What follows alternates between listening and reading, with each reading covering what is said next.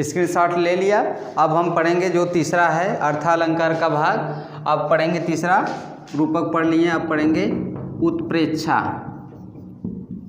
उत्प्रेक्षा अलंकार। उत्प्रेक्षा अलंकार। अब उत्प्रेक्षा अलंकार में हम देखेंगे जिस तरह उसका हम एक शॉर्ट ट्रिक बता दिए, जो शब्दवाची शब्द का पहचान होता है, उसी तरह इसमें भी है। यदि वाक्य के पंक्ति में मनु जनु मनहु, या कौन कौन सा वाक्य की पंक्ति में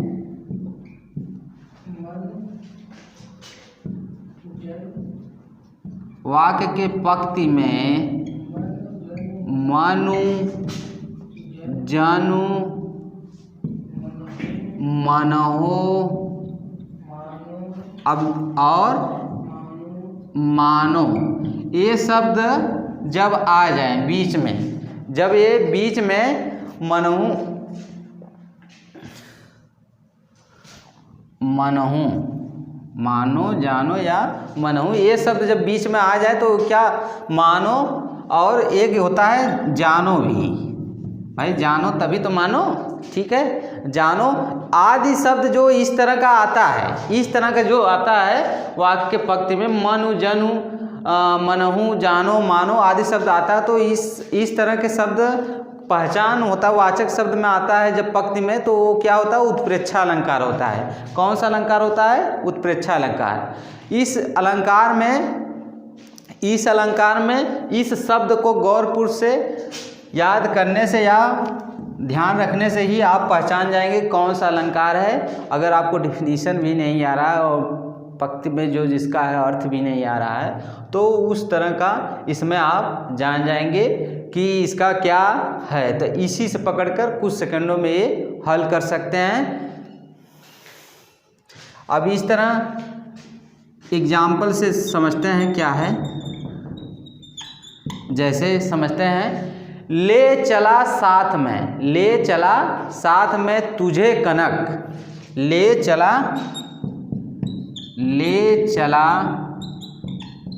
साथ में तुझे कनक। अब देखिए यहाँ पर कनक आ गया, सोना आ गया। कनक धतूरा भी होता है, सोना भी। ले चला साथ में तुझे कनक, ज्यों भिक्षुक लेकर स्वर्ण। यहाँ पर ज्यों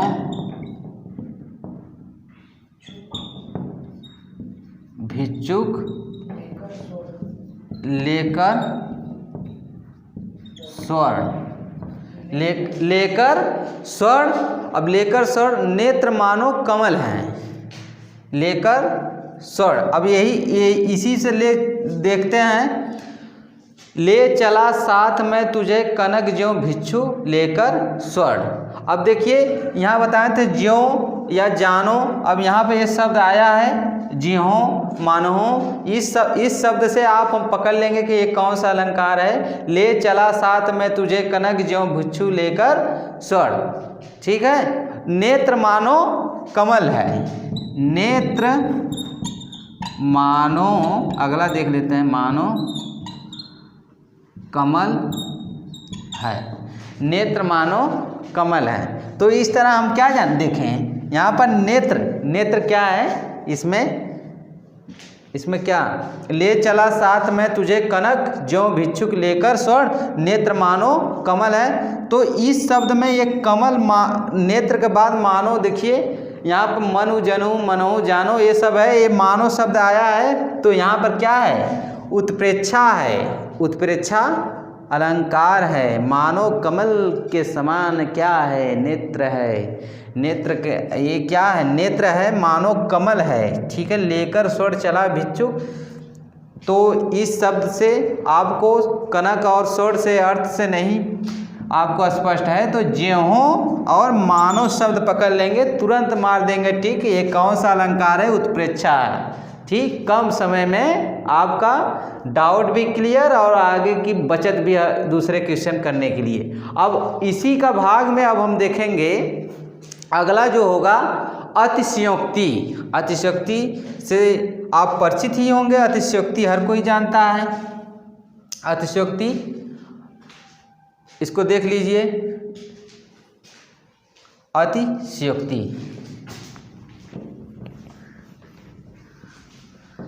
अतिशयोक्ति जो नेक्स्ट होगा अतिशयोक्ति, चौथा जो अलंकार होगा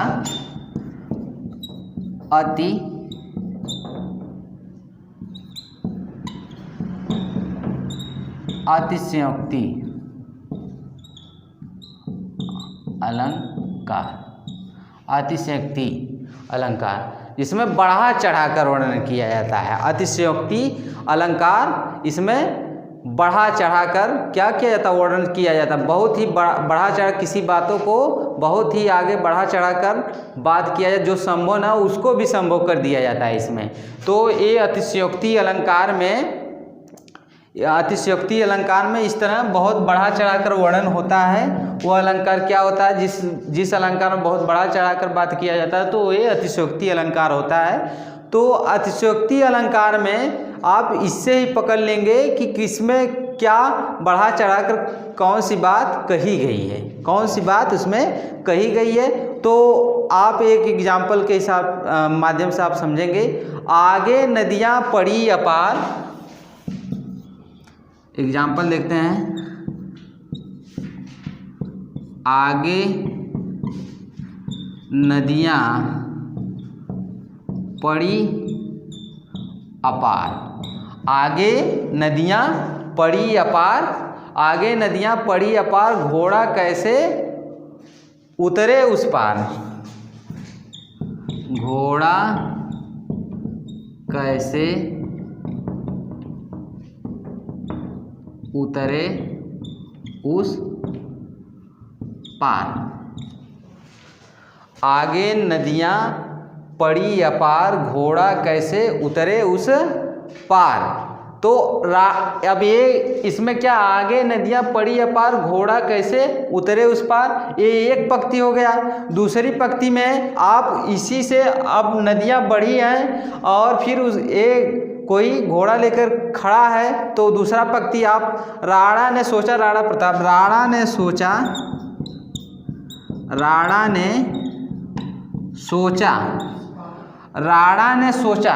अब जो राणा प्रताप का तेजक था, चेतक घोड़ा था, राणा ने सोचा इस पार, तब तक चेतक था उस पार। राणा ने सोचा इस पार क्या है, बड़ी रोचक। देखिए अतिशयोक्ति में इसी तरह बढ़ा चढ़ा कर होता। राणा ने सोचा इस पार, राणा ने सोचा इस पार, तब तक चेतक था उस पार, तब तक चेतक था उस पार। अब देख लीजिए, आगे नदियाँ पड़ी अपार, घोड़ा कैसे उतरे उस पार। ठीक, अब ये था। अब दूसरा ये पंक्ति है, राणा ने सोचा इस पार, तब तक चेतक था उस पार। अब नदियाँ उफान पे थी, घोड़ा कैसे उतारा जाए, ये राणा जी सोच रहे थे। राणा ने सोचा इस पार, उसी पार राणा भी खड़े हैं, तब तक चेतक था उस पार, यानी चेतक डाक कर नदी के उस पार चला गया। राणा प्रताप जी का घोड़ा जो चेतक, भाई तेज तो था लेकिन इतना भी तेज नहीं था कि राणा ने सोचा इस पार और घोड़ा चला जाए उस पार, दूसरे पार, ये तो था नहीं। तो इसमें बढ़ा चढ़ा कर अतिशयोक्ति की गई है कि कोई वर्णन किया जाए, जैसे अतिशयोक्ति कर दिया जाए कि अभी हमारा जो है अंतरिक्ष में चंद्रमा तक, मंगल तक पहुंचा है, का पता चला कि दूसरे मंदाकिनी में चले गए हैं इंसान वहाँ। ये क्या अतिशयोक्ति हो जाती, भाई पहुँचे हैं लेकिन अभी वहाँ तक नहीं पहुँचे जहाँ तक, तो उस तरह अतिशयोक्ति होती है। इसी तरह इसमें भी अभी इसी पार है, नदी के इसी किनारे पे, अभी तक तब तक चेतक उस पार चला गया, तो इसमें क्या अतिशयोक्ति बढ़ा चढ़ा कर वर्णन किया गया है। आप इसी से पकड़ लेंगे, बढ़ा चढ़ा कर वर्णन किया गया है। इसकी शॉर्ट लेना चाहते हैं तो ले सकते हैं, ले लीजिए। अभी इसके बाद आपको ले लीजिए, तब बताते हैं। हो गया। अब इसके बाद हम पढ़ाएंगे, अगर हो जाएगा इसमें, पांचवा जो है मानवीकरण अलंकार। मानवीकरण अलंकार। अब देखिए मानवीकरण अलंकार क्या है। प्राकृतिक चीज़ों में मानवीय भावनाओं का वर्णन किया जाए जिसमें तो वो मानवीय अलंकार होता है। प्राकृतिक चीज़ों में क्या है, मानवीय भावनाओं का वर्णन किया जाए तो ये अलंकार होता है। प्राकृतिक चीज़ों में मानवीय भावनाओं का वर्णन, जैसे देख लीजिए, पहले तो प्राकृतिक जो लिखना चाहते हैं तो एक लाइन में लिख सकते हैं। प्राकृतिक चीज़ों में मानवीय भावनाओं का वर्णन किया जाता है उसे मानवीकरण अलंकार कहते हैं। ठीक है, कहते हैं। ये इसमें क्या है, प्राकृतिक चीज़ है और उसमें मानवीय भावनाओं फीलिंग्स क्या है, नेचुरल जो है कोई थिंग क्या वो वस्तु है उसमें मानवीय फीलिंग का यानी ह्यूमन फीलिंग उसमें जोड़ दिया गया हो तो उस अलंकार को हम देखेंगे तो वो अलंकार क्या हो जाएगा, मानवीकरण अलंकार। तो एक एग्जाम्पल के माध्यम से समझेंगे कि ये मानवीकरण उसमें क्या आता है। एग्जाम्पल लेते हैं, जैसे उदाहरण लेते हैं। उदाहरण फूल हंसे। देखिए नबील सर कह रहे हैं, इनको भी है अलंकार काफ़ी जानकार हैं। फूल हंसे कलियां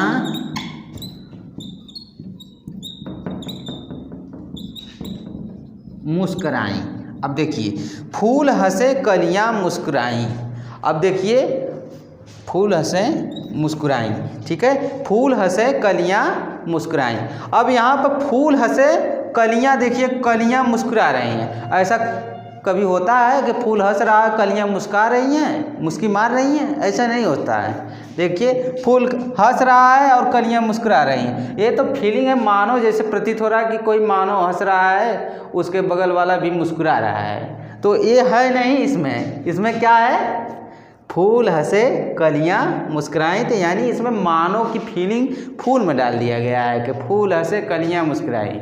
ठीक है, इस तरह का इसमें क्या मौसम आया है, इस तरह का गीतों में देखते हैं। चिड़ियाँ चहकी चहकी डलियाँ, ये बादल गीत गाते हैं। बादल कोई गीत गाता है? इसी तरह का मानवीकरण होता है। भौरे ने गुनगुनाया, भौरे क्या भिनभिनाता है, गुनगुनाता थोड़ी ना है, वो अपने लय में है और उसको मानवीकरण कर दिया जाता है। इसी तरह फूल हंसे कलियां मुस्कुराई, इस तरह से ये क्या है आप देख लेंगे कि जिसमें प्राकृतिक चीज़ों है, ये तो प्राकृतिक नेचुरल है। फ्लावर तो भाई है प्राकृतिक, लेकिन ये जो लॉफिंग किया जा रहा है और जो कलियां मुस्कुराई, तो ये किससे, मानो का भावनाएं, और इसमें मानवीय भावनाएं व्यक्त हैं, क्योंकि व्यक्ति ही मुस्कुराता है, हंसता है। ठीक है, प्रकृति में क्या है, हवाओं द्वारा फूल झूमती है ऐसे ऐसे, लेकिन मुस्कुराती हैं, यहाँ दे दिया गया है। तो ये क्या मानवीकरण है। तो ये हमने पढ़ा अलंकार के मुख्य भाग में, ये अर्थालंकार। अब शब्द अलंकार नेक्स्ट वीडियो में मिलेगा। तो वीडियो कैसा लगा आपको, लाइक और सब्सक्राइब के साथ साथ आपको कैसा लगा उसमें कमेंट जरूर करिए। कमेंट से हमें मिलता है कि हाँ इसमें क्या कमियां है, क्या है, तो उस तरह से हमें मिलता है। तो ये परीक्षा की दृष्टि से 23 को एग्ज़ाम है, टेट का, यूपी टेट का, तो उसके देखते हुए काफ़ी शॉर्ट में ये बताया गया कैसे आप उसको आइडेंटिफाई, पहचान करके, जैसे टेंस में पहचान लेते हैं तो कौन सा ये टेंस है तो ये तुरंत कर देंगे। तो उसी तरह एक पहचान के लेवल पर वाचक शब्द क्या है, क्या पकड़ है, तो उस तरह का बताया। तो अच्छा लगे तो कमेंट जरूर करिए। धन्यवाद।